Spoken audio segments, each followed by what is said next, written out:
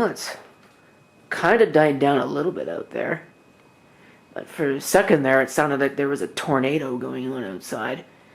So while there's a tornado going on outside, I'm going to go ahead and mess around with yet another computer that I don't need, may not keep, I haven't really decided yet. It's another Optiplex GX110 that, as you can see, was used as a server for a while.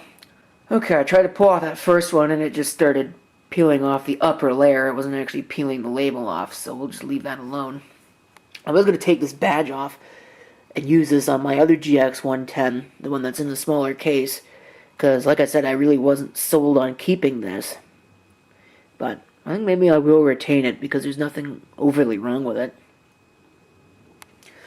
Here's the old system name. This would have belonged to a researcher originally. Based on that name, I think it was in the former Optical Networks lab, used for fiber optic research and such. But this system is basically no different than the other GX110 that I've got. It is missing the power supply because I had pulled it out because I was going to use it in that GX200 I had for a while. That turned out to be a giant fail.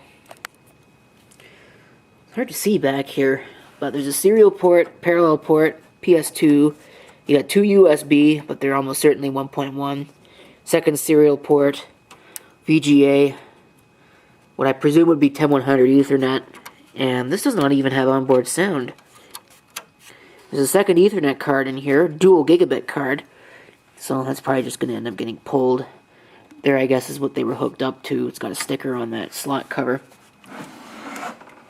I'm going to go ahead and I'll pop the cover on this, and we'll take a look inside. I already know I will almost certainly need to replace the hard drive. Well, I'm sorry, put a hard drive in this because it doesn't have one. Okay, taking a look inside. Yes, I'm going to have to install a power supply, but it looks like that shouldn't be too hard. It should be mostly toolless. Might have to put like a screw or two in that in order to keep it into place. That actually kind of hurt. Hope I didn't cut my thumb open. This is a socket 370. It's not a slot CPU or anything like that. I don't see anything overly weird. It's only got one memory module, so that's a source of upgrade almost immediately. This does use a proprietary power supply, so if you want to replace it, you got to watch out because the wiring is non-standard. I got a couple of them sitting over here.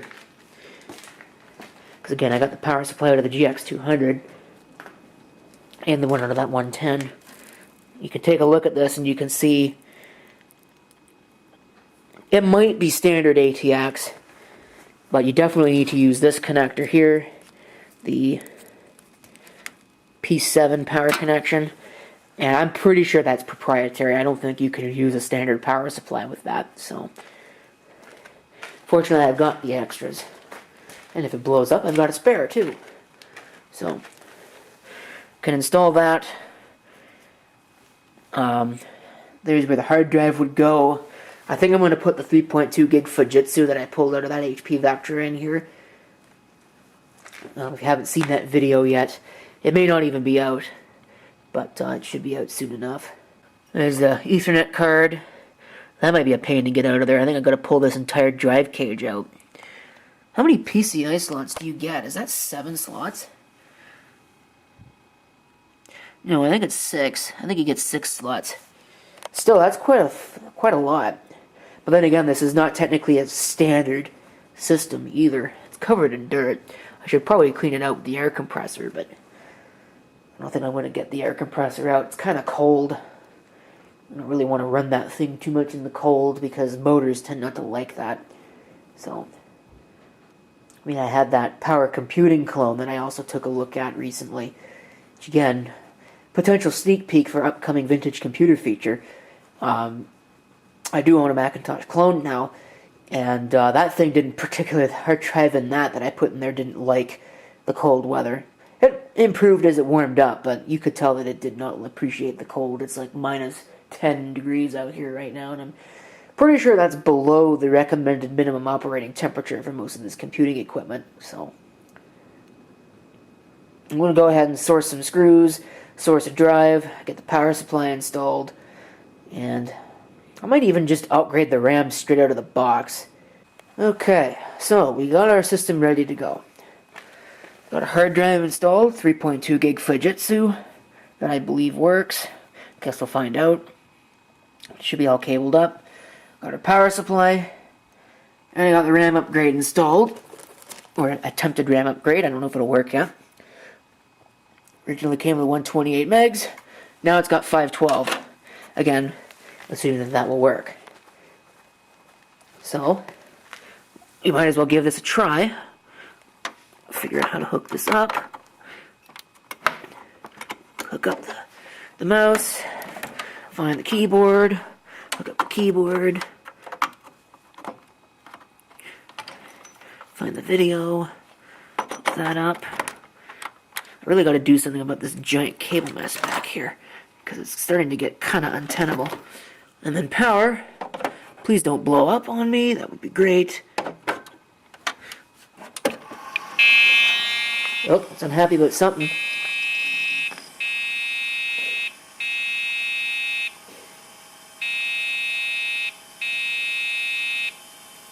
Yeah, that's a memory issue. Alright, I'm going to have to play with that RAM a little bit, I think.